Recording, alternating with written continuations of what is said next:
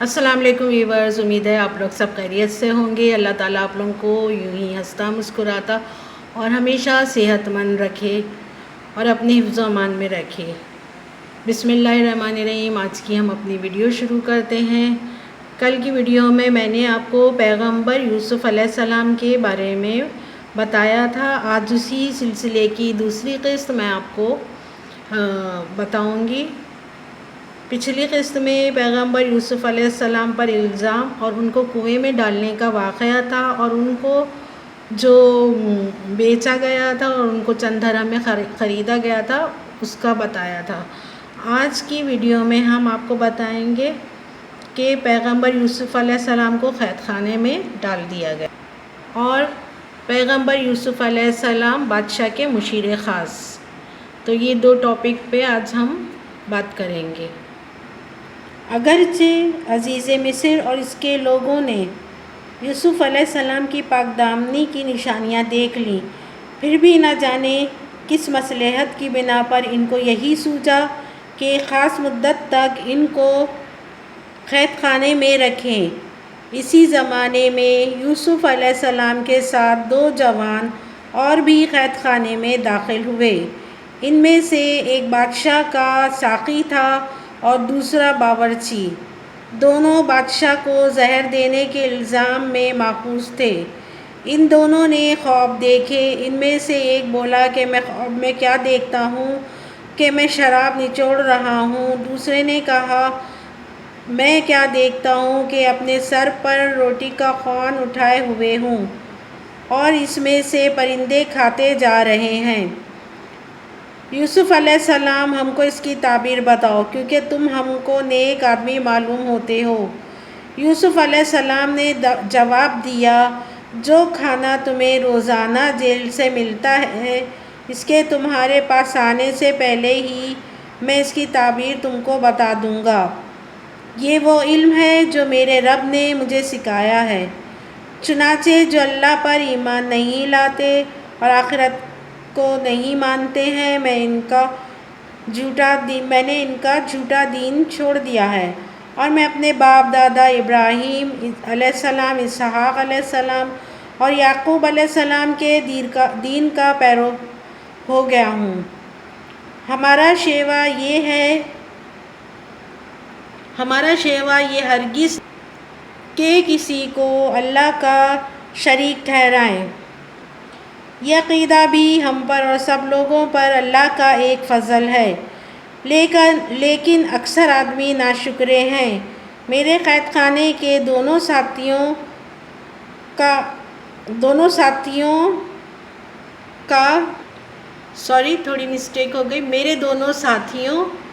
کیا بہت سے جدا جدا رب بہتر ہیں، یا ایک زبردست خدا بہتر ہے؟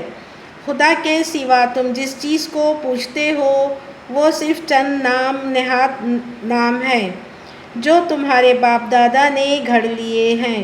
اللہ نے ان کے بارے میں کوئی سند نازل نہیں کی، حکم تو صرف اللہ ہی کا چلتا ہے۔ اس نے فرما دیا ہے کہ صرف اسی کی عبادت کرو، یہی سیدھا سچا دین ہے، لیکن اکثر لوگ اس حقیقت کو نہیں جانتے۔ حضرت یوسف علیہ السلام نے واعظ و پن کی نصیحت کرنے کے بعد کہا، اے قید خانے کے میرے رفیقو، تم میں سے ایک تو اپنے مالک کو شراب پلائے گا اور دوسرا سولی پر چڑھایا جائے گا، اور پرندے اس کا سر نوچ نوچ کر کھائیں گے۔ چلو وہ کام طے ہو گیا جس کے بارے میں تم مجھ سے پوچھتے تھے۔ ان دونوں میں سے جس کے زندہ بچ جانے کا یوسف علیہ السلام کو گمان تھا، اس سے یعنی ساقی سے یوسف علیہ السلام نے کہا، اپنے مالک سے میرا ذکر کرنا کہ میں بے گناہ قید خانے میں پڑا ہوں۔ مگر شیطان نے اسے اپنے مالک سے اس کا تذکرہ کرنا بھلا دیا، اور یوسف علیہ السلام کئی برس قید خانے میں رہے۔ پارہ ومن دابہ، سورہ یوسف، رکوع نمبر 4 سے 5۔ پیغمبر یوسف علیہ السلام بادشاہ کے مشیر خاص۔ مصر کے بادشاہ نے بھی ایک خواب دیکھا اور بادشاہ نے درباریوں سے کہا، میں خواب میں کیا دیکھتا ہوں کہ 7 موٹی گائیں ہیں جن کو 7 دبلی گائیں کھا رہی ہیں، اور 7 بالیں تو ہری ہیں اور 7 سوکھی ہیں۔ اے میرے درباریوں، اگر تم خواب کی تعبیر بتانا جانتے ہو تو میرے خواب کی مجھے تعبیر بتاؤ۔ انہوں نے عرض کیا، یہ پریشان سے خیالات ہیں اور ہم ایسے خیالات کی تعبیر بتانا نہیں جانتے۔ لیکن یوسف علیہ السلام کے قید خانے کے 2 ساتھیوں میں سے یوسف علیہ السلام کی تعبیر کے مطابق جو نوجوان ان دونوں میں سے زندہ بچ گیا تھا، اسے مدت کے بعد یوسف علیہ السلام یاد آئے۔ وہ بولا، مجھے ذرا دیر کے لیے جانے کی اجازت دو، میں تمہیں اس کی تعبیر بتاؤں گا۔ چنانچہ اسے اجازت دے دی گئی۔ وہ یوسف علیہ السلام کے پاس پہنچا اور ان سے کہا،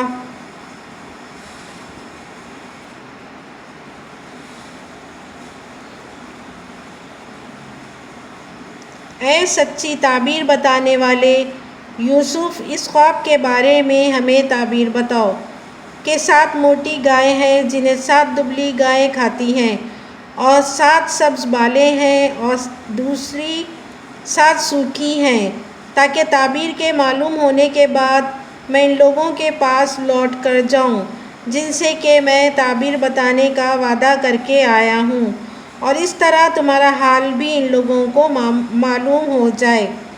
یوسف علیہ السلام بولے کہ تم لوگ 7 برس تک برابر اناج بوتے رہو گے۔ تم کو چاہیے کہ جو اناج بھی تم کاٹو اس کو اس کی بالوں میں ہی رہنے دو تاکہ خراب نہ ہونے پائے، صرف تھوڑا سا نکال لو جو تمہارے کھانے کے کام آئے۔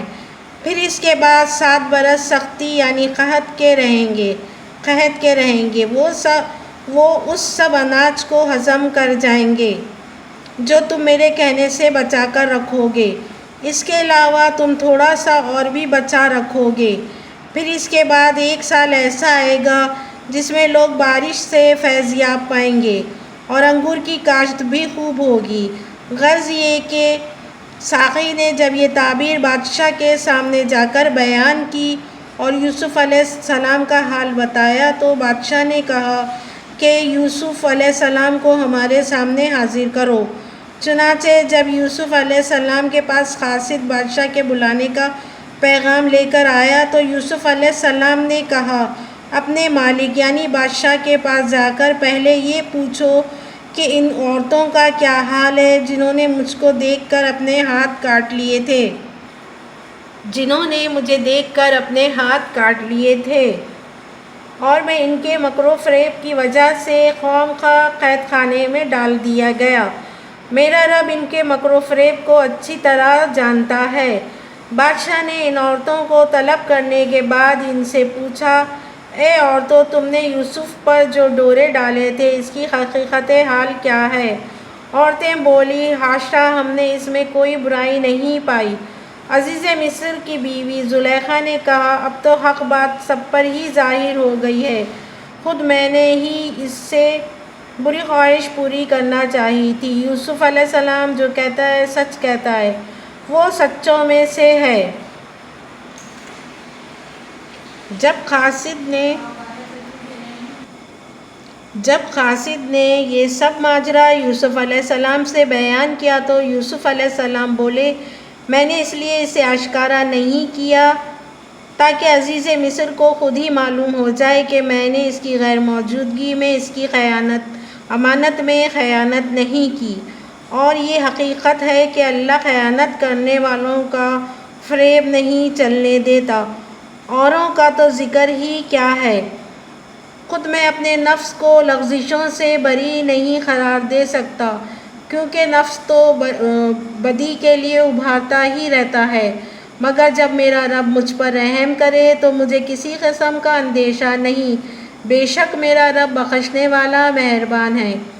غرض یہ کہ بادشاہ نے حکم دیا کہ یوسف علیہ السلام کو میرے پاس لایا جائے، میں انہیں اپنے خاص کاموں کے لیے رکھوں گا۔ بادشاہ نے جب یوسف علیہ السلام سے بات چیت کی تو ان کی قابلیت اور صداقت سے بے حد متاثر ہو کر کہا آج سے ہم تمہیں اپنا امین بناتے ہیں۔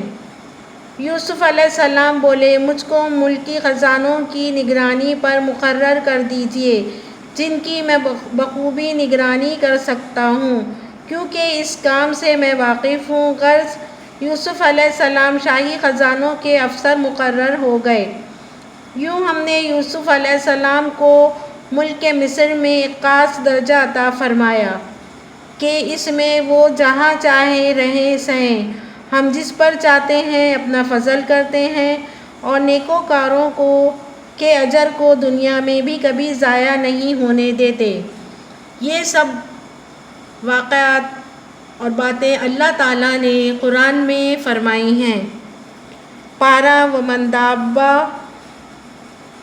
سورہ یوسف، رکوع نمبر 6 سے 7۔ امید کرتی ہوں آپ لوگوں کو آج کے یہ واقعات اور قرآن کا ترجمہ پسند آئے گا اور آپ لوگ اس کو غور سے سنیں گے۔ اللہ تعالیٰ آپ لوگوں کو اس کا اجر دے گا اور ہم سب کو اللہ تعالیٰ اس کی رحمتیں اور برکتیں عطا فرمائیں، آمین۔ انشاءاللہ تعالیٰ میں نیکسٹ ویڈیو کے ساتھ پھر آپ کے ساتھ حاضر ہوں گی۔ ابھی اس کی ایک قسط اور باقی ہے، وہ کمپلیٹ کروں گی۔ کل یا پرسوں میں اس کی 3rd قسط لے کر آؤں گی۔